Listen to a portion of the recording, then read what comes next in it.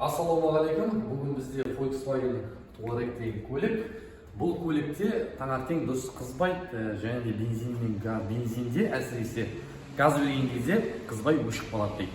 Сондықтан біз диагностикаға түсіп қараған барысында бір келіп кетсеңіз, светшілер ол бір бөлек бір тема шашып жатыр негізінде. Екінші рет біз форсункасын тексеруге жөн көрдік. Қазір мында келсек, сопротивлениесін бір тексереміз. Бұл қазір 6 цилиндрдің форсункасы тұр. Бұл жаңа Touaregтің.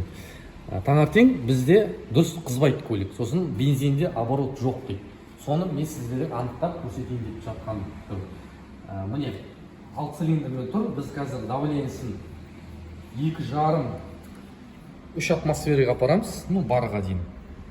Енді біз механикамен герметичныйсын қарайтын боламыз. Мінекей, қазір бастаймыз.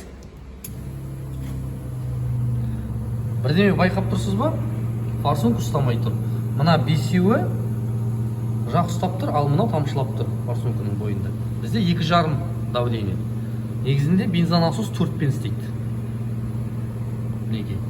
Жәймен тамшылап тұр. Бұл деген бізде форсунканың магнитный клапаны дұрыс жасамайды деген сөз. Оны біз қалай білдік десек, осылай екі түрі бар білудің. Біріншісі осылай, ал екіншісі қазір.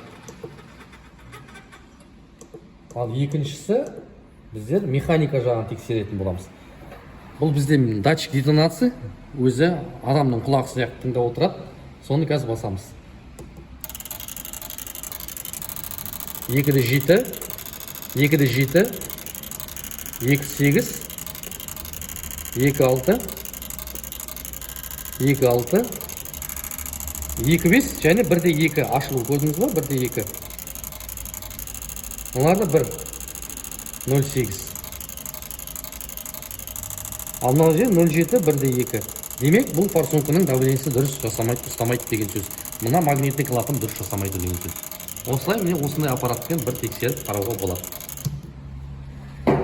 Сондықтан қазір біз иесіне звондап білетін боламыз. Бір форсунка керек болады. Көлік бізде 3,2 көлемді.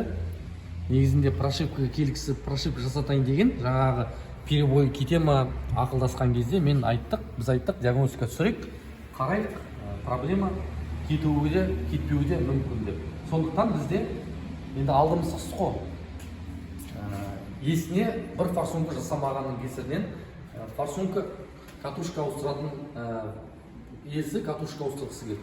Сондықтан енді міне осындай ақау проблемасын тапқан болатынбыз. Көлік басқа жағы сау, прошивканың қажеті жоқ. Тек қана бір форсунка тазалау керек, тек қана бір форсунка ауыстыру керек екенін білдік. Осылай мен достар жаңағы проблеманы білуге болады. Сондықтан хабарласыңдар. Біздің нөміріміз төменде жазылған.